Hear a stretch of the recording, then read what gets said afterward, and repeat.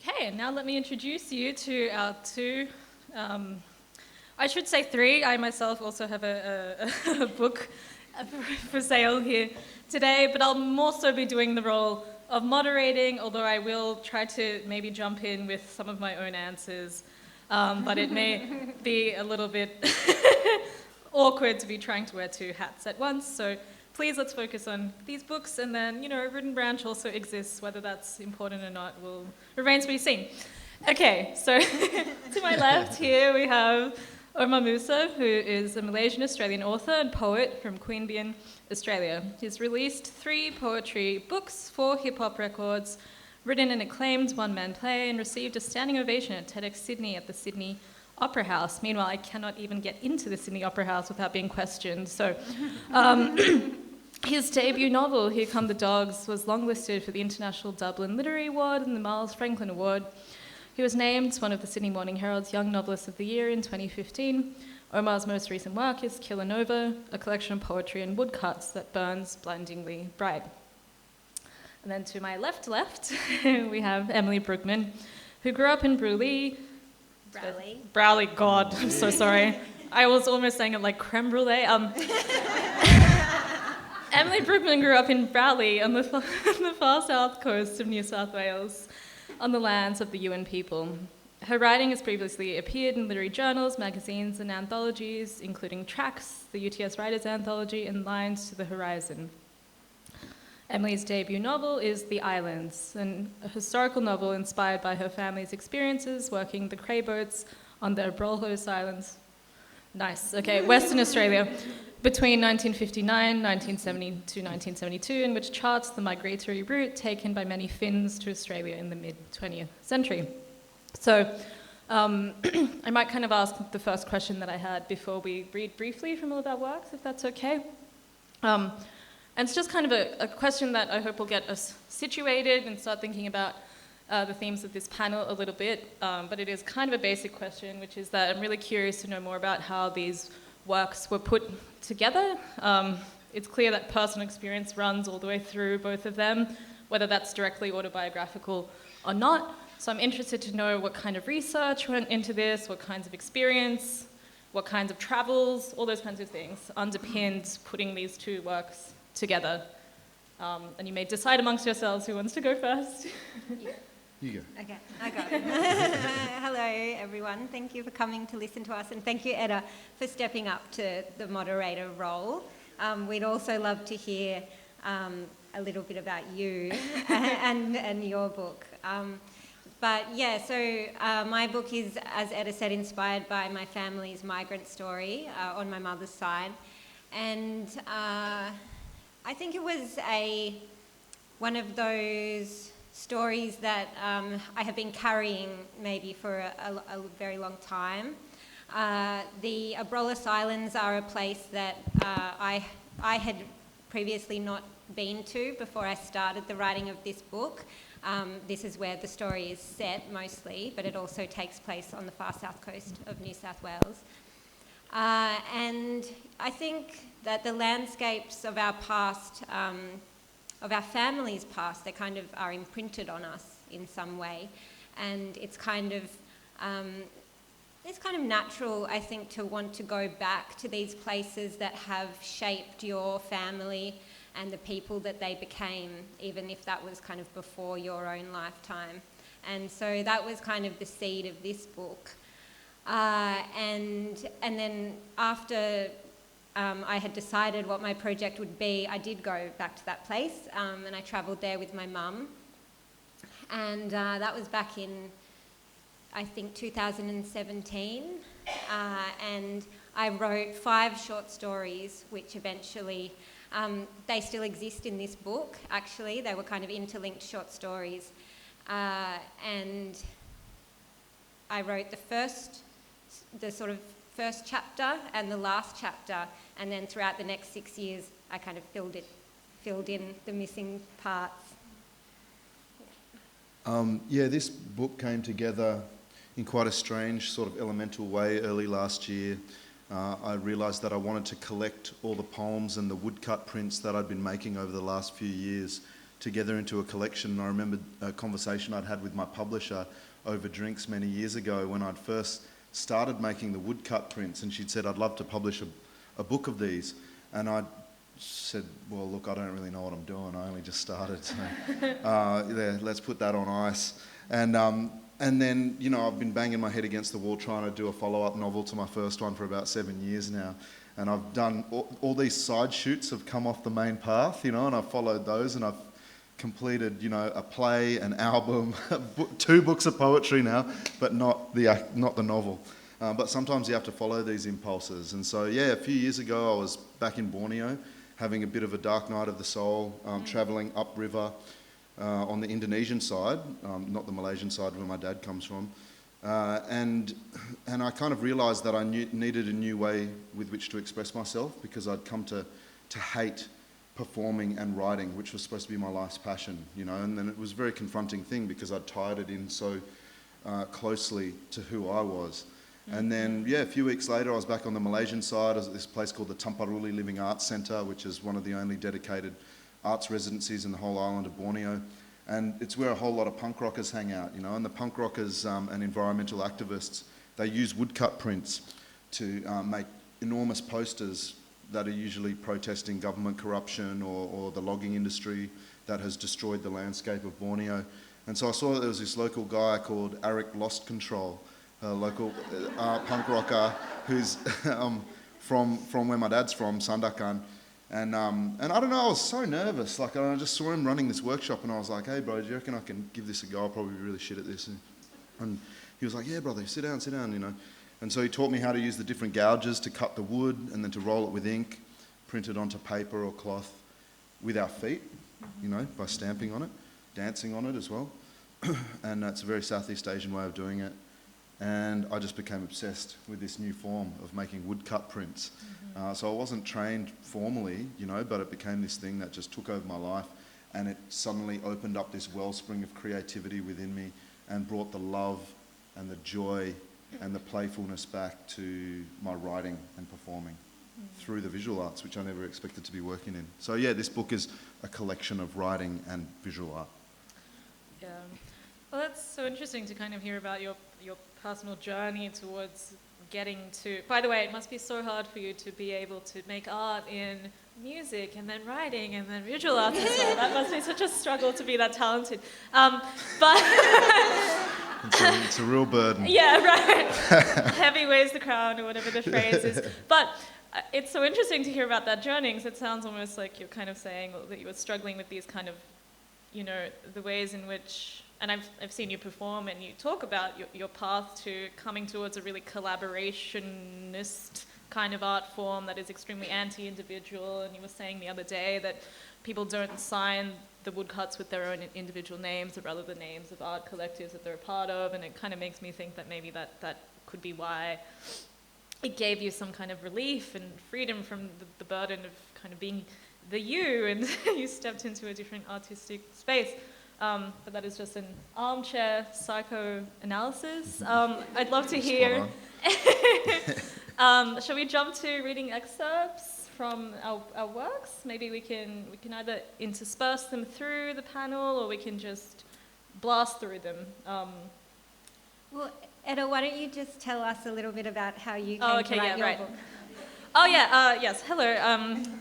My name is Eda Gunaydin. Thanks for the reminder. I sometimes enter moderator mode, which makes me a master of kind of deflection and obfuscation about myself. But yes, I'm Eda Gunaydin. I'm a Turkish-Australian essayist, and I published this essay collection called Root and Branch in May of this year. And maybe a good entry point to the book would actually be reading a little excerpt. So I'm going to read a small excerpt from the last essay in the book, which is called Doğduğun yer, doyduğun yer. It's after a Turkish saying that kind of says that your home is not where you grow up, or not where you were born, but where you grow full. Because a lot of Turks, as with lots of other migrant populations, kind of have to move around in order to escape poverty. So it's kind of a way of thinking about alternate ideas about home and homeland.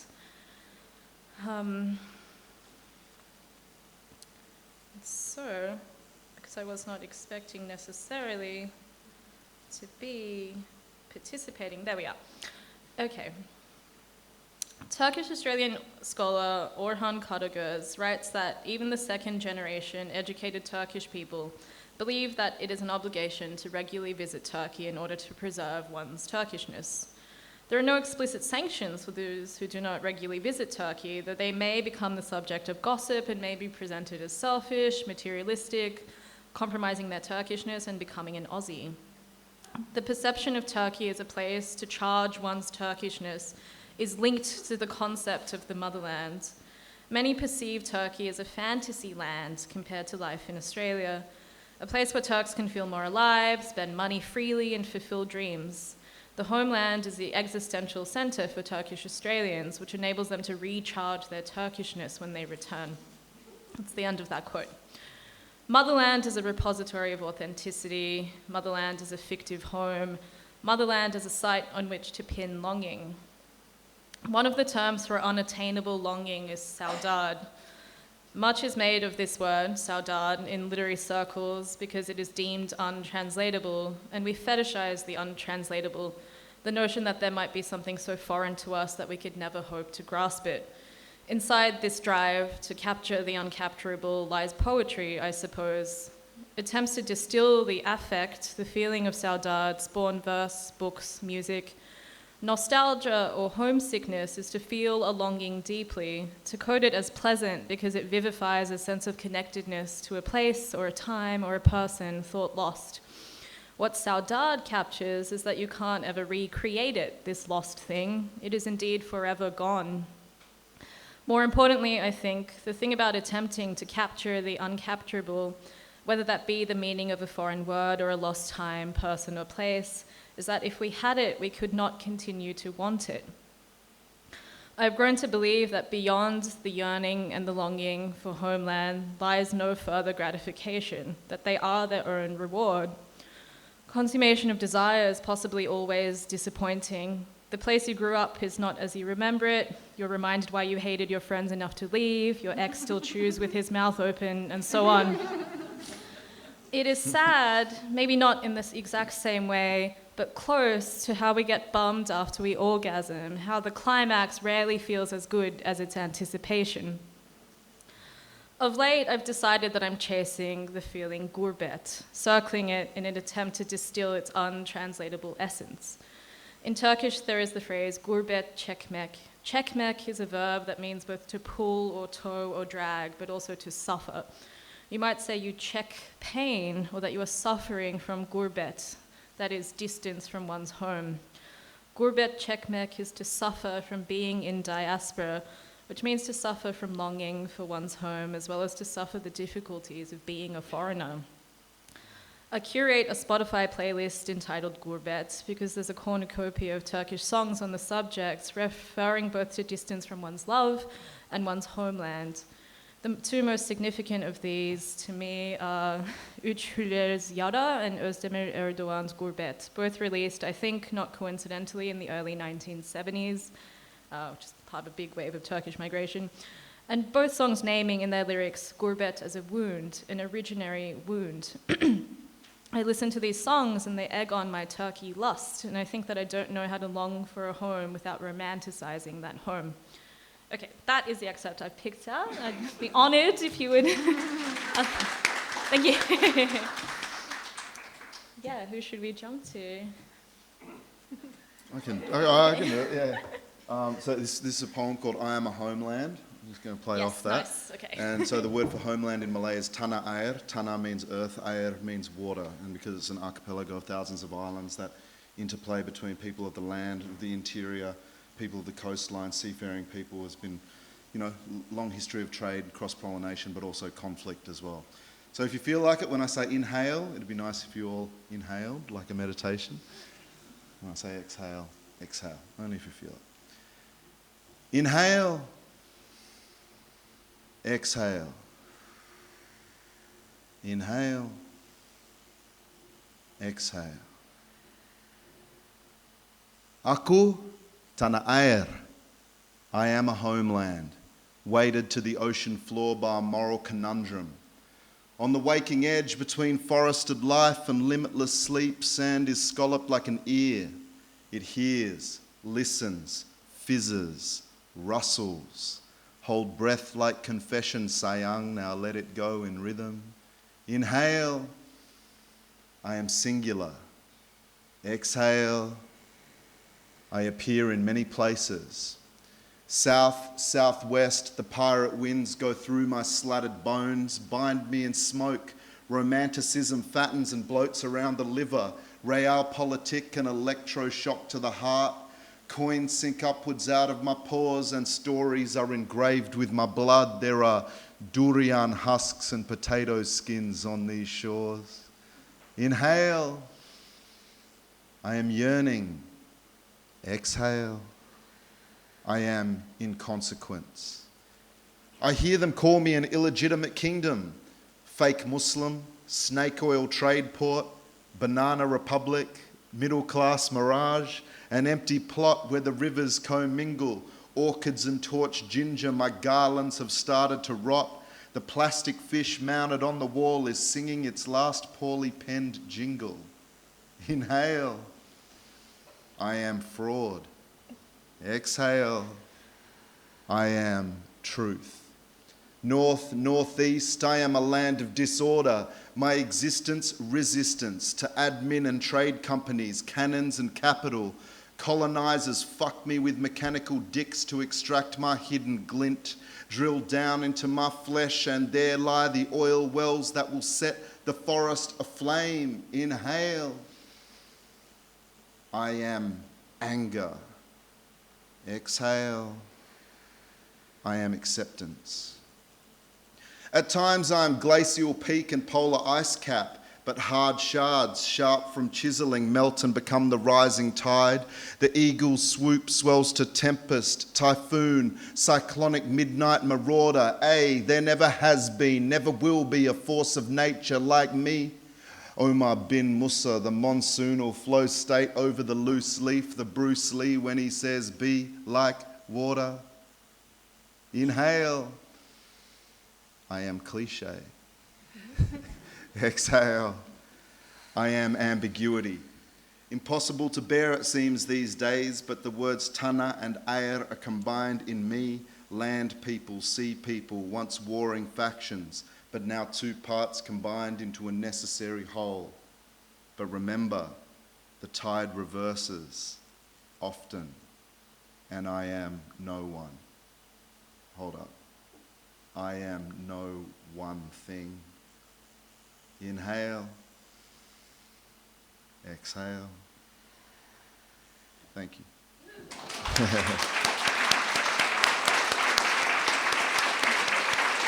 Running out of air there. Thanks, Omar.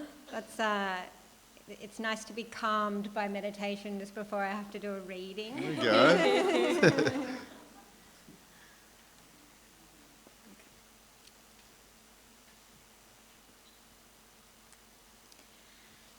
I'm going to read from chapter 2 of my book, where Alva, the young wife of Onni, has just had a baby in Geraldton, and she, after a month of feeling incredibly isolated and alone with her baby, her husband having gone back to the islands because the fishing season is in full swing, she arranges to take the carrier boat out across to the Abrolhos Islands, an 8-hour boat trip with her very, very young baby, and she has arrived, much to the surprise of her husband. Onni and Alva fell easily into domestic life on the islands. While Alva had been in Geraldton with Hilda that first month, Onni had built the sauna. A warmth spread out inside of her when he presented it. "Makes sense out here," he said, with fresh water being scarce. But Alva understood it was a gift to her, even if he would not admit it. From then on, they used the sauna instead of the bucket bath, sweating out their day's work before briefly splashing their naked bodies with a ladle of fresh water. Oh, how it all shouted to Alva of home.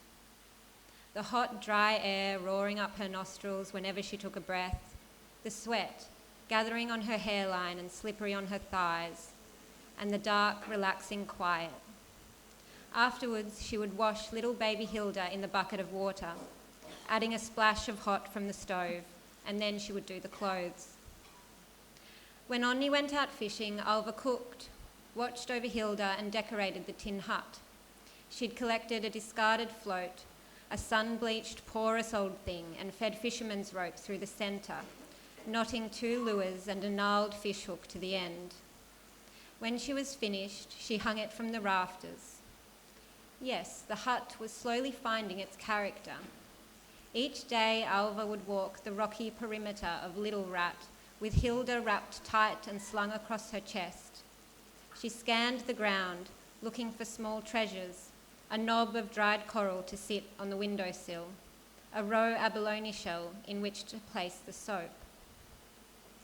A splinter of driftwood, its surface rubbed smooth by the water, on which she wrote Little Rat Island, April 1960, before putting it next to the coral fragment. Now Alva stood in the doorway of the camp, looking out at the skewed jetty and the scrappy islands beyond. She had a broom in her hand and leaned her weight against its long handle. Hilda lay in a makeshift crib just inside the door, clenching and unclenching her tiny fists. The islands were a poor excuse for a home, thought Alva, as she took in the view of the archipelago. To think that people had looked at them and thought, yes, these should do just fine.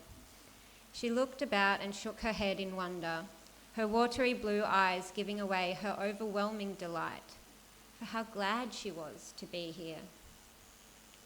We feel like strangers in that big, hot, dusty country, Petra had said when Alva told her about the terror of birth and those quiet, solitary weeks spent in Geraldton. But these islands, these we can make our own. Alva smiled, feeling the sun crisp and warm on her bare arms. She was as happy as she would ever be. Then, typically, her Aunt Iita's old proverb intruded. Itku pitkästä ilosta. Cry after a long happiness. She swept her superstitions away, bringing the broom across the timber floor and boldly pushing the dust out the door. Quietly, Alva crooned a lullaby. Tu, tu, tu, pakirula, mistä Hilda tiesi tulla. Roll, roll, rolled cigarette, where did Hilda know to come from? She sang the silly words as much to herself as to her daughter, a bird song for this parallel universe, somewhere between land and water.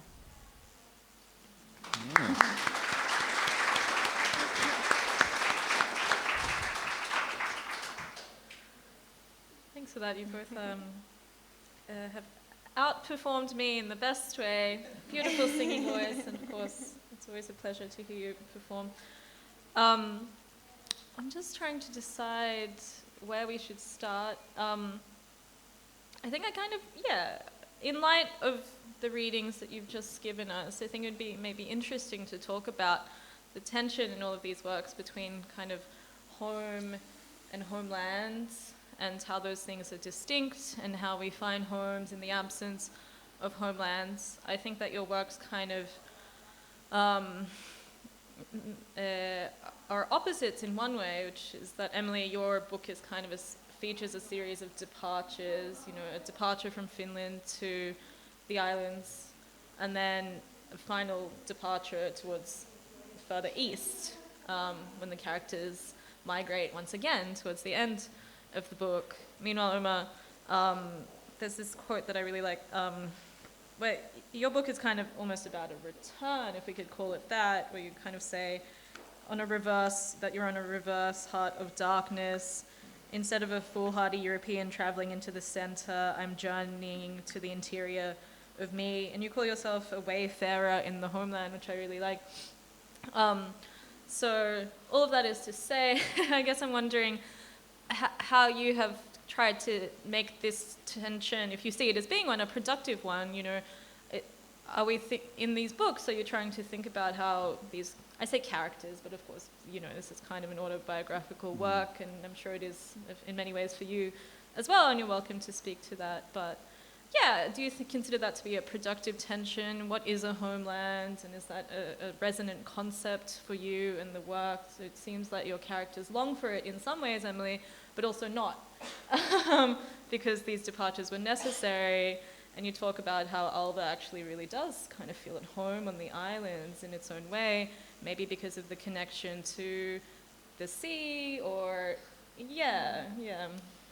Yeah, so I guess I've kind of drawn from my own grandparents' experience of migration.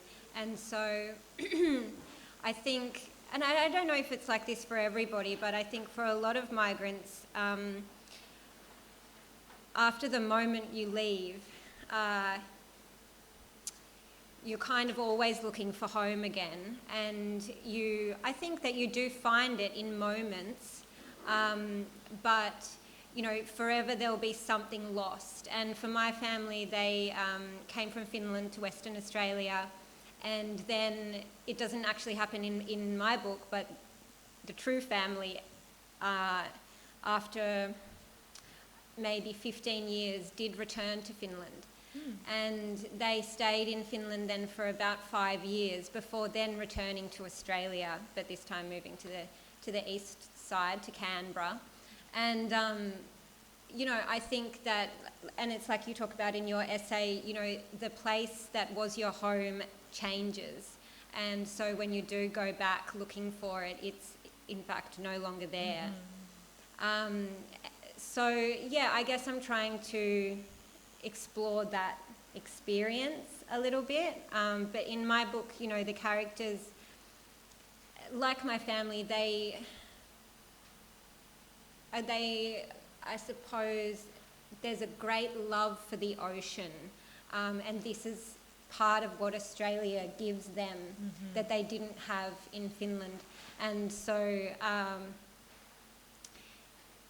yeah, I guess in my book, the sea and the ocean is kind of something that connects them to their newfound homeland.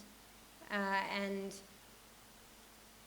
because it is in its nature, it is kind of an unpredictable thing. The sea is also, in some ways, what takes away from them. I don't know if I really explained that very well.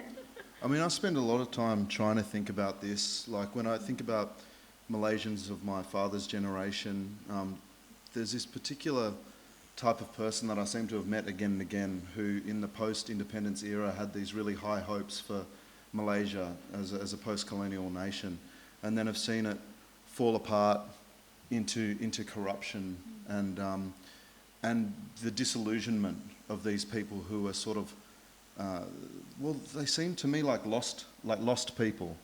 They don't really have a homeland. They're lost in between generations, you know, because younger people in Malaysia they don't have they didn't have as many of these kind of romantic ideals about what Malaysia could be, because they grew up with all of this rampant corruption and everything, and so they're potentially more able to make a change, you know. And so I used to think of myself as almost doubly lost, you know, because I was the child of someone who was lost from the homeland, lost in between generations. But then because of privilege and maybe like a rethinking of my position, and being influenced by writers like Roberto Bolaño, who said that the writer's only true homeland is in books or in language, to come up with my own kind of idea of a homeland. And instead of seeing myself as dwelling in a no man's land. Maybe if I do dwell in a no man's land, actually these spaces can become rich and kind of and fertile as well, because they've laid fallow, and then something new can spring up from these interstitial places. And so I was trying to capture a lot of that in this book, where I return to Borneo, a place that's had a lot of myth making about it by others, about sort of savages running around, chopping each other's heads off, the headhunting days and all that the British would portray. But then also there's like a lot of people who are with a growing Borneo pride in the last 10, 15 years, who are very much romanticising the past. Yeah. And I have a tendency towards that as well. And I feel this very soulful enrichment and romanticising of the mythology and the folklore of the homeland. But at the same time, when I was travelling up the river, people were like, oh, well, you don't look like you're from here. You look like you're probably Middle Eastern in some way. And then they'd see photos of my grandparents, say, oh, yeah, okay, I can see it now. And then they'd try and hustle me embroideries and, like whatever. And so I felt like a tourist. I often felt like a tourist and a fraud, because my language wasn't on point. But then at other times I was trying to understand this land that was unravelling and unreeling before me as I sailed up the river. And I was reading accounts by 1920s colonial anthropologists, and so suddenly I had this uneasy feeling that I was looking through the lens of a colonial anthropologist at my own homeland. And so all of these different things built up a pretty complicated matrix, but one that I thought was quite, a fertile ground for creation. Yeah. Well, I think it's something that endlessly fascinates me, obviously, because I was compelled to kind of write about it as well. This question of how can we be here, with nowhere else realistically to go. I suppose, would you consider yourself second gen or first gen? Second. Really? Yeah. And yourself, Emily?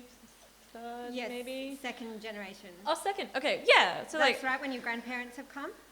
Yeah. Okay, yeah, good. We're all speaking the same language. Well, yeah, I mean, my mother's Irish Australian, like third generation Irish Australian. My dad's, Yeah, I guess all I'm getting at is it seems like we all kind of occupy this place of knowing that realistically that home is not our home. When you go there, you experience the same kind of sensation, maybe of being an other in a different way than people who have grown up there. But then meanwhile, in Australia, there is also that sense of alterity, I think, for those of us who've grown up with parents, for example, speaking fondly about the homeland.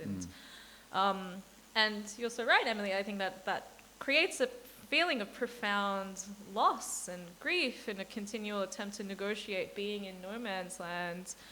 But then I think I also really resonate with what you said, Omar, that, we kind of find homes either in literature or in, it seems like you love Queen Bee and on the islands, we kind of create homes. And I think I'm really attracted to that kind of more generative or reparative take on home in the absence of homeland, because I think I've really struggled a lot with a lot of kind of literature that deals with migration and the experience of being a migrant and being displaced, and it kind of almost always concludes that we are deficient in some way and that we are kind of half people straddling two different worlds, and it's all very kind of bleak. And I think to myself, I think most people on planet Earth are struggling in their own ways to feel that they belong and to feel at home. And I hate the idea that just by simple fact of being a second-gen migrant, that we would conclude that we can never have the experience of fullness that others have. And it can be enriching to draw from these different sources. I mean, now, especially with the internet, and people are creating communities across national borders, and we see so often how dangerous nationalism is, that actually it doesn't necessarily have to be this dislocating thing, that we're creating communities out of fracture, through the arts or through, I don't know, even gaming communities or something, it seems strange because it's new, but this is maybe the way the world's heading as borders are melting around the world. Yeah, and I mean, that's such a good point to kind of identify that nationalism, I think, can often be a really toxic force, actually. It's not very satisfactory, I think, to conclude, well, I am Turkish, or I'm Australian, or I'm XYZ thing, because we know that nationalism is often used in the name of, well, often very horrible acts and waging of war and you know, I kind of found myself wondering when I was reading your collection, Omar, you have the, I guess it's kind of a prose poem about the history of the flag. Oh, yeah. And yeah, I kind of found myself thinking, you know, what would it even mean to identify with a flag? Would we really look at a flag and think, oh, that's my home? Yeah, but we're often forced to, almost quite literally, you know, like those of us who grew up in that generation where at the big day out, people were being forced to kiss the flag, and then, you know, and the Cronulla riots, which is like cast such a long shadow over those of us who are Muslim Australian, where, you know, people have been beaten up or, you know, like sort of basically being strangled by the flag, and something that went from a symbol that, you know, you could maybe take a type of comfort in maybe in the 90s, it didn't seem such a dangerous thing. But then in the 2000s, suddenly those stars on the flag of ours become as sharp as ninja stars or something, and weaponized against us. And so we see the danger of a flag, and when you have to be wedded to it, and by an essentialized kind of an essentialized identity of what an Australian is, and where you must plant a single flag in one plot of land and be part of a team, you know, and they're always talking about that kind of like Team Australia, you know, it's ridiculous. It's actually some form of collective madness, you know. Sorry. Well, yeah, it's great that you said that, because I suppose one of the questions I want to ask is, like, these are nevertheless Australian works, you know, we are kind of, whether we hyphenate or not, maybe we all kind of consider ourselves to be Australian writers. So I guess I wanted to ask how the two of you have gone about approaching the idea of Australia in your work, because you were speaking about, Emily, you in particular are speaking about a kind of pretty insular community, I would say, and there are direct interactions that people who've been on the islands have with kind of Aussies when the character Hilda is going to school, and she kind of feels this sense of maybe double not belonging because she's kind of a bit more in that world than her parents are, but at the same time she has to learn English when she's quite young, and she very specifically goes about trying to, I don't want to say assimilate, but how have you kind of approached the idea of so I guess she's both the child of migrants, and she's an island child and sees herself as an island child rather than a townie. I guess that's what you mean by the double thing. But I think that the Finnish migrant community in Australia is quite small, because Finland is a small country with a small population. I don't know if there are any Finns in the room today, but and you know, there are so many different migrant populations in Australia, and there are some migrant Australian stories that we know very well, you know, through, like, you know, we know some of the kind of Italian Australian migrant experiences through Looking for Alibrandi and all those kinds of books that we have read. But I think I wanted to explore this very little known migrant community in Australia, and, you know, how does this small story fit into the wider story of Australia and who we are? How did these migrants kind of have an effect on Australia? What impact did they have, and what impact did Australia have on them?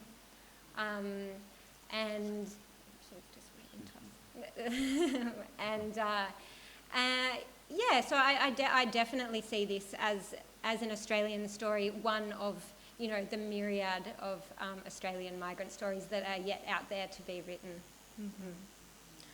Yeah, I guess when I kind of asked that question to you, Omar, you know, when I say, well, how do you interact with the idea of Australia, I'm thinking of poems like On Australia, which you also performed on Thursday. you know, do you feel that this text forms part of the Australian canon in a way, maybe the kind of more resistant? Yeah, I'm not sure. I mean, something like Un-Australia is about, deconstructing some of those mythologies that we see around us, and as I said, weaponized against us, especially if you're from a particular background. And so I feel like, you know, good literature, if it's of a place, has to question that place. Just in the same way as, you know, maybe I think it was Mark Twain was saying something about like one of the most patriotic things you could do is to question and criticize a nation, you know. And so it's very obviously of this place. I'm from Queanbeyan in New South Wales. I'm very proud of that. I talk about the landscape, I talk about the people, but at the same time, as a country largely made of migrants and immigrants, in order to create great Australian literature, it must, in its nature, be like grounded in the landscape, but reflective of a globalized world and a nation that is connected to the rest of the world, not sort of insular in the way that sometimes, more nationalistic people think we should be. And so that's what I'm sort of trying to reflect in something like this, is that it's a very Australian work, but it starts in the Indonesian, Malaysian archipelago. Maybe I'm also a product of my era because I grew up during the time of Paul Keating when he was trying to make Australia more part of the Asia-Pacific kind of community. And I think that's a vision that would actually serve us quite well, as opposed to being this kind of white colonial outpost in the middle of the sea, you know, like that for some reason some of these people in charge want to sort of return to. And so, you know, I wanted to make that point by starting the book in the archipelago, and then it returns to Australia in the middle of the book and reflects the landscape. And then by the end of the book, it's during the COVID era where I'm sitting in my flat in Queanbeyan, looking out the window, imagining that it's the islands of eastern Indonesia and eastern Malaysia, and it becomes a hybridized place, because that's what I'm sort of reflecting, is the enrichment of that hyphenated, hybridized space. Yeah, which is at the same time kind of radically local, I think. Very local as well. Yeah, that's kind of the conclusion I find that I reach that kind of satisfies me in my book, at least. So I kind of conclude, okay, you know, the 2 square kilometre radius around my home where I grew up is much more home to me than this imagined place that is ultimately turns out to be a ghost when you visit it. So I think I'm going to sneak in one last question before we jump to Q&A, and okay, I'm getting the nod, so that's a lot. It seems to me that you're both focused in a way on creating a much more faithful account of the history and the present politics of Australia, you know, to point out what kind of migration histories may have been overlooked, and to also maybe bear witness to these histories that form part of this continent, and also to question our current trajectory. And I really like that you say that we need to take a kind of a more global outlook on how we situate ourselves here. And what I like about these works is that they are, at the very least, bilingual. So the final question that I really wanted to sneak in quickly is a kind of a craft question. You know, we obviously write predominantly in English, all 3 of us, but then we have some other languages featured. So I just wanted to kind of ask you, what underlies that decision? How are we playing with translation? Emily, for example, we were just chatting in the green room earlier about the fact that much of your Finnish is translated. Meanwhile, a lot of mine is not, and I'm just wondering about the question of translation and also untranslatability. The both of you are trying to capture culturally rooted concepts a lot of the time, which only you can do in another language. For me, it was important to translate most of the Finnish in the book because it was through the language and the phrases that the characters chose to use, I think that that the reader is able to understand the Finnish character. And, so I use kind of some proverbs and idioms that Finnish people use, and they go a long way to explaining who these people are. And they're the kinds of sayings that my grandpa or my grandma might say. And they're quite philosophical. And then actual conversational dialogue, in order to kind of capture the true essence of the character, it was almost necessary. My Finnish is pretty elementary, but I would often call up my mum or my auntie and say, this is what's happening in the scene. What would a Finn do? What would they say? and then, and I'd have kind of like, I was thinking this dialogue, and then, it just didn't sound right. And then Mum would say, she'd kind of think about it, and she'd say, I think they'd say this. She'd say it in Finnish. It was only when we had the original version in Finnish that I could then translate that to English, and it would sound true and right and authentic. And so that's why I decided to have those translations. But I'm really interested to hear, about the decisions that you made to not translate. Well, for the record, my favourite of the proverbs, I'm obsessed with Turkish idioms, by the way, so the favourite Finnish proverb you have, if I'm remembering it correctly, in the book is something like, a Finnish husband loved his wife so much that he almost told her. By far my favorite. I guess I'll answer the flip of that, which is that it was important to me not to translate because I wanted to get at the sense that some things maybe aren't meant to be understood and that some things do have an untranslatable essence, I think, a little bit. And it is much more challenging for the reader, I think, and some characters come off as characters, they're real people, come off as much more opaque as a result. But I think in particular when writing about the migrant experience, part of me thought that it kind of is a meaningful reversing of the tables because as migrants, especially ones that don't speak perfect English, you experience what it's like to be an outsider all the time. And then a lot of English speakers have told me, well, now I know what it feels like to be an outsider to these conversations a little bit. And I'm just going to ask people to maybe rally the questions that they have while I let Omar jump in, and then we'll hop right over to questions. Say quickly, it was a very purposeful decision not to italicize or translate a whole bunch of the Malay language in the book, so that while I'd like to think that the book is very accessible and welcomes people into the world of it, it also forces the reader to engage with it on its own terms and to do a little bit of work. I mean, because I feel like oftentimes, like if we're reading Faulkner, like we're not sitting there going like, oh my God, he wrote in this southern slang, oh, it's just so confusing, I don't know what, like it's, it's just like you go out and you try to, if you want to understand it, you go and Google it or you look it up in the dictionary or try and find out what this word means. I mean, even to the point of like the different types of language we have in Australia, legalese or something like that, you'll go and find out what that word means. And so it was a way of not othering the reader exactly, but not being othered myself. And so it was like quite a purposeful thing, and I'd been leaning into that before with previous work, but I thought I'd just go the whole hog with this one. Well, why not? Yeah. Why not? So why don't we jump to questions? I believe we have a roaming mic. So there's one over here. Oh, there's a few. Oh gosh. Thank you very much. This is a great conversation on belonging, identity, and homeland.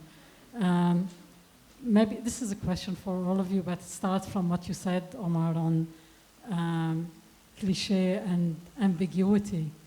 What still drives you to write about those issues of homeland, identity, and belonging? What's left to be said from your point of view, and applies to others as well? Oh God, I mean, it's an ongoing journey, and I feel like it's just so full of complexity and nuance, and it's a rich place where I think for the rest of my life I'll be constantly following that thread through the labyrinth, trying to see what's at the other end, but I know that I'll never quite get there. And I think that I often find the simplistic thinking or messaging that I've seen in certain types of writing, like I find it very frustrating. And so I feel like in order to reflect more truly on my own experience or this country, it's to create work that operates on a number of levels, like we all do, like anything does. And so I try to have this balance between creating something with a very highly polished sheen, but once you drill down into it, there's many, many different layers, and it operates on a whole bunch of different levels. So that's just maybe a stylistic thing as much as anything. Do you want to say anything about Is that on? Yeah. I just wanted to ask about... Where is this voice coming from? Oh, see, there you are. Sorry. Hi. Sorry. Emily talked about the way in which when the Finnish people went back to Finland, things had changed. So time carries people away from their ideas of home. And I was wanting to ask you all to think about how you managed, if you like, the relationship between the spatial and the temporal dislocations in people's relationship with their idealised sense of home.